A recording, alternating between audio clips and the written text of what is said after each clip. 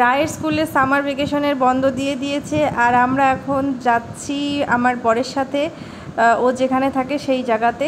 আর ওর transfer এখন হয়েছে আলিগড়ে, আর ওর 1-2 বছর পরপরই কিন্তু ট্রান্সফার হতেই থাকে। ওর জন্য কিন্তু আমরা সেই গিয়ে থাকতে পারি না ওখানটায়। আর এখন হচ্ছে গরমের বন্ধ দিয়েছে, ওই জন্য আমরা এখন যাচ্ছি প্রায় 16-17 দিন এখন ওখানটাই থাকবো। তো তোমাদের সেখান থেকে ব্লগ শেয়ার করব, জানি না কতটা শেয়ার করতে পারবো, তো যতটা পারবো ততটা তোমাদের সাথে শেয়ার করব। তো এখন যাচ্ছি, সকাল থেকে গোছ গাছ চলছে, আগের দিন থেকেই গোছ গাছ চলছে। আর আগে কোথাও যাওয়ার আগে না আমি এতটা কনফিউজড হয়ে যাই কি নেব আর কি না নেব সত্যি। আর এদিকে 2টো ট্রলি ব্যাগ, একটা তো বরের ছিলই, আর একটা আমার 2টো ট্রলি ব্যাগ নিয়ে নিয়েছি, আর 2টো পিট ব্যাগ হবে। আর এইদিকে সকালবেলা শাশুড়ি মা রান্না করে নিয়েছে, নিরামিষটা তো সকালবেলা ওখানেই খেয়ে নিয়েছি। আর আমি এখন এখানে বিকেলের জন্য টিফিন প্যাক করছি। আর আজকে যা কাণ্ড হয়েছে তোমাদের সেটা পরে বলবো। তো দেখো টিফিনের জন্য এখানে ম্যাগি নিয়ে নিয়েছি, এটা বিকেলবেলা খাবো। আর রাত্রেবেলা ভাত নিয়ে নিয়েছি মাটন দিয়ে। তো দুপুরে মাটন খেয়েছি, মা বানিয়েছে। তো মা শাশুড়ি মা দুজনে মিলেই করেছে। তো মা হচ্ছে শাশুড়ি মা তো নিরামিষটা করেছে, আর মা হচ্ছে এখানে মাটন করে দিয়েছে। টিফিনেও মাটনটা নিয়েছি রাতে খাবার জন্য। আর দেখো বাড়ি থেকে বেরোতে না বেরোতেই গাড়ি চলে এসেছে। তো আমরা এখানে চলে এসেছি, আর ওয়েটিং রুমে আমরা অপেক্ষা করছিলাম। আর আমাদের ট্রেন ছিল 5:15-তে ট্রেন ছিল, কিন্তু আমরা ওয়েট করেই যাচ্ছি। আর এদিকে ট্রেনের খবর নেই। আর এইদিকে অনলাইন যে সাইটগুলো হয় IRCTC, সেখান থেকেও কিন্তু ট্রেনের কোনো আপডেট দেখাই যাচ্ছিল না। জানি না কি হয়েছিল সেই দিন। তো আমরা এরকম 1 ঘন্টা 2 ঘন্টা করতে করতে প্রায় 4 ঘন্টা বসে আছি ট্রেনের জন্য, কিন্তু কোনো ট্রেনের খবর নেই। এক এক করে যারা কলকাতার দিকে যাচ্ছিল, কলকাতার ট্রেনগুলো সব ছেড়ে দিচ্ছিলো, পুরো ফাঁকা হয়ে গেছিলো। তো আমরা এইভাবে বসেই আছি, একদম মাথা নষ্ট হয়ে গেছে। কখন থেকে বসে আছি, সেই এখন বাজে প্রায়, দেখো তোমরাই ঘড়ির কাঁটায় 7টা বেজে গেছে। আমরা কিন্তু বাড়ি থেকে বেরিয়েছি 3টার সময়, আর এখন দেখো 7টা বেজে গেছে অলরেডি। তো আমাদের স্টেশনে আসতে বেশিক্ষণ টাইম লাগেনি। তো স্টেশনে এসে আমরা সেই বসে আছি সেই কখন থেকে। এরপরে আমাদের ট্রেন আসতে আসতে কিন্তু রাত্রি 9টা বাজিয়ে দিয়েছে। আমরা সেই তখন থেকে বসেই আছি। তারপর না পেরে আমরা এর মাঝখানে ম্যাগিটাও খেয়ে নিয়েছি ট্রেনে ওঠার আগেই। তারপরে এক ফাঁকে আমরা খাবারটাও খেয়ে নিয়েছিলাম।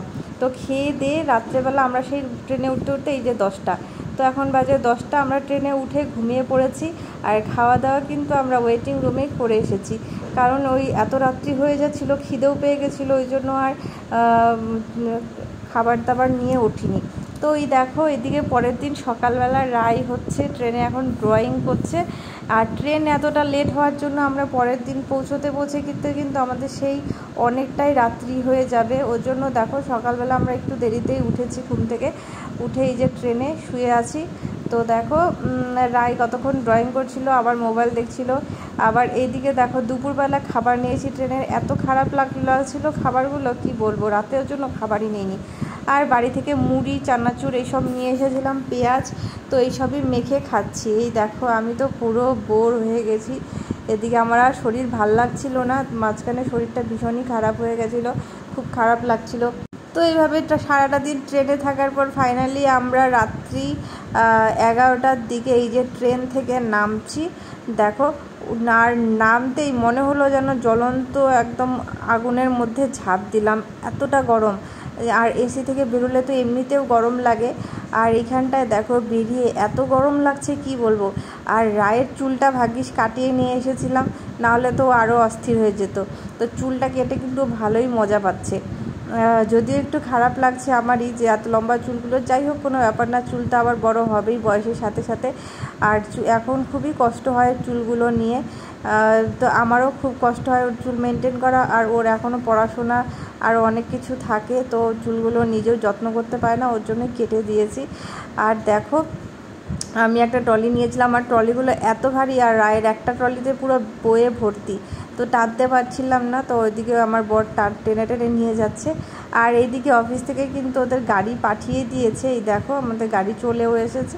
তো তো আমরা এখন গাড়িতে উঠবো, আর তারপরের দিন থেকে কিন্তু আমি ওখানকার কিছু কিছু ব্লগ তোমাদের সাথে শেয়ার করার চেষ্টা করব। আশা করি তোমাদের ভালো লাগবে। তো দেখো আমাদের এখন গাড়ি চলে এসেছে।